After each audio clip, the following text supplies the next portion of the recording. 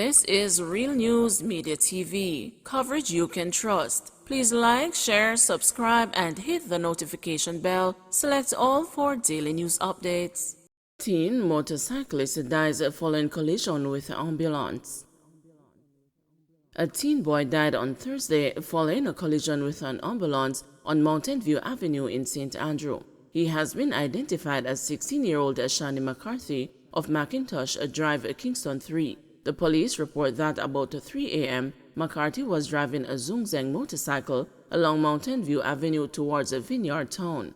On reaching the vicinity of Trelawny Road, the motorcycle reportedly crashed into an ambulance as it was negotiating a turn onto Trelawny Road. McCarthy sustained several injuries and was assisted to the hospital, where he died while being treated. The Halfway Tree police are investigating. Man injured in Clarendon home invasion. A 32-year-old man narrowly escaped death when gunmen kicked open his door and shot him several times in Yorktown, Clarendon, Wednesday night. The man has been admitted to hospital. No motive was established for the attack, the police said. Information reaching the news is that about 9:30 p.m., the now injured man was in his two-bedroom house when unknown assailants gained entry. The assailants reportedly kicked open his front door, entered and opened gunfire, hitting him in his left shoulder, left side, and left leg. The assailants then escaped. It is reported that the residents who heard the loud explosions found and assisted the victim to the hospital. The police were summoned and upon their arrival to the premises, observed the front wooden door apparently kicked in and the blood inside the passage leading from the bathroom and the front bedroom. Upon processing the scene, police reportedly found 5.9 spent casings. Police Federation chairman blasts the government over crime management. Chairman of the Police Federation, Corporal Rohan James, has slammed the government and the police high command over their management of the country's crime problem. Speaking at the funeral service for slain police constable Jermaine Brown, Corporal James called for the public to demand more from the leaders to stem the bloodshed. According to Corporal James, the rank-and-file policemen and women are being unfairly blamed for the upsurge in crime and violence. He argued that for years, the force has been grappling with inefficiency and the lack of resources needed to adequately police. Corporal James said the public had failed to hold elected officials accountable, even as he urged politicians to do what is required of you by the citizenry of this country. Pointing to the atrocities being committed, the Police Federation chairman said police officers' cries for more resources to protect the citizenry have gone unanswered. On July 19, Constable Brown, who was assigned to the Spanish Town Police Station, was driving along St. John's Road when his car was ambushed and shot up by 3 heavily armed men. 2 suspects have since been charged for his murder. Victims of deadly Trelawny crash identified. The victims in Thursday's deadly motor vehicle crash in Trelawny have been identified. They are 62-year-old Newwin Johnson, a driver of Liberty Valley, as well as a 49-year-old Tommy McCook and his wife Annette Brown McCook of Aberdeen in Brownstown, St. Anne. The 3 died following a 3-vehicle crash along the Braco Main Road Thursday afternoon. 20 other people were injured in the crash and were rushed to the hospital for treatment. The accident involved a car and 2 buses. One of the buses was transporting workers from the H10 Hotel in Coral Spring, Trelawny. The Island Traffic Authority says excessive speeding and reckless driving have contributed to more than 300 road fatalities recorded on the island's roadways so far this year. Ken Hare, director of the Island Traffic Authority, said indisciplined motor vehicle operators have contributed to the bulk of the road deaths. We have been begging persons, you see, don't take these drivers. And I am appealing to them right now. If you know any hot-head driver, hot-foot driver, and shutter driver, send them to the Island Traffic Authority. Send the information to the Island Traffic Authority. Send them to the Jamaica Constabulary Force. And we will do what we must do. Because, you see, we have over 313 people dead in traffic crashes since the start of this year. And we don't go on 313 days. Shedding of innocent blood on the road network is not good. And I would like to appeal to passengers, stop patronizing drivers who you know have gone to the well to drink shutter driving, hot-head driving and hot-foot driving. Goshen school relocated from beside a cemetery to fight the stigma.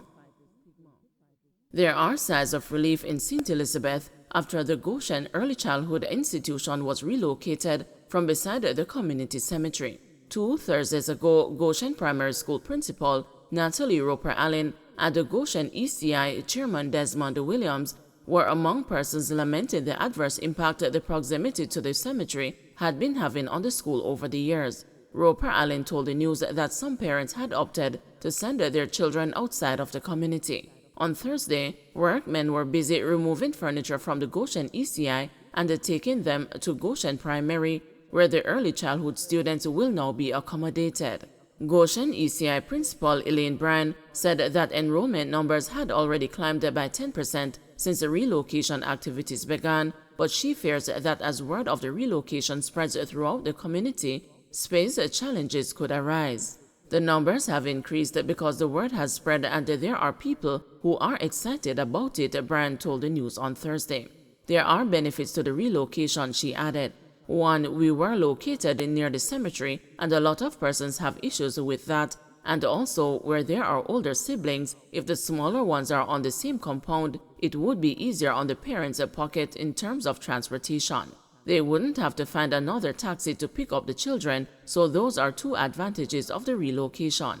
Bryan, who has been at the helm of the 3-decade-old institution since 2001, said residents in the community had long harbored concerns over the school being so close to the cemetery. There are some people who will never send their children there, and yet there are other families who send their children there. Those children grow up and send their children there, she said. Bryan said, however, that the ultimate goal is to have the ECI merged with the primary school, which would see the discontinuation of the payment of school fees. She said that such a move could also result in cost saving, as both sets of students would benefit from shared resources. Gunmen rob beat parents in front of children in Clarendon. 2 little boys watched as their mother and their father were viciously beaten in front of them by gunmen, who then made off with their car and other belongings. The gruesome incident happened along the tollgate main road in Clarendon on the weekend. The boys, ages 4 and 10, were not harmed during the ordeal. Police said the stolen vehicle, a 2014 white Toyota Probox, was later found abandoned in the tollgate area. Information reaching the news is that about 3 p.m., the common-law couple and their 2 sons were traveling along the roadway. Upon reaching the town and the country plaza, the father, who was driving, stopped to urinate on the side of the road. The police said while urinating, a white Nissan AD wagon drove up and stopped behind the vehicle. 3 men exited the AD wagon. 2 of them, one armed with a handgun and the other with a board baton, entered the victim's car through both rear doors and ordered the father to drive to a nearby dirt road. The father complied and drove along the dirt road, where the men ordered them to stop and exit the vehicle. After threatening the victims, one of the men began using the board baton to inflict several blows on the mother and the father in front of the children. Police said the mother received several wounds to her head and hand, while the father got bruises to his lower abdomen and other sections of his body. The men then robbed the couple of their car, cell phones, and other personal belongings. They drove away and left the family. All 4 were assisted by a passing motorist to the Mapen Hospital, where they were treated and released. A report was then made to the police. Swift action by the lawmen resulted in their vehicle being found abandoned in the toll gate area. It was towed to the footpath station and processed. St. Catherine South Police make appeal to Silk Boss.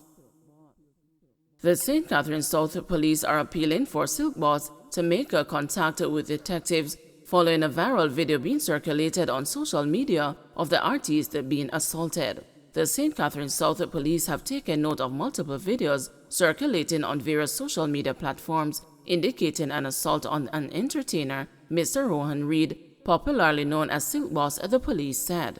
Investigators are also aware of documented events and the subsequent video interview given by Mr. Reed, police added. The police said they are urging Reed to make contact with detectives at the Portmore Police Station immediately or contact them at 876-949-8422.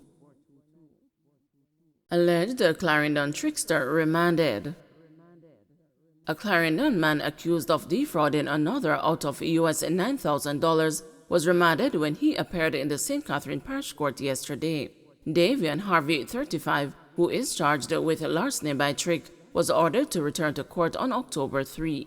At that time, an application for bail is expected to be made for the Maypen laborer. In court yesterday, his attorney Nicoy Ferguson argued that his client is a fit and a proper candidate for bail as he has a steady place of abode and has no previous conviction. But the lawyer was told by Parish Judge Desiree Aliyin that the court needed more information on Henry before bail could be considered. The judge noted that the police have indicated that Henry was previously charged with similar offenses. He was then remanded until October 3. Allegations are that on August 18, 2022, the accused collected the money from the complainant in a business transaction. The complainant reportedly had a disagreement with Henry and demanded that his money be returned. He was given back what was believed to be the full sum, but which turned out to be US $180 in single notes. The police were contacted, and following an investigation, Harvey was charged with larceny by trick.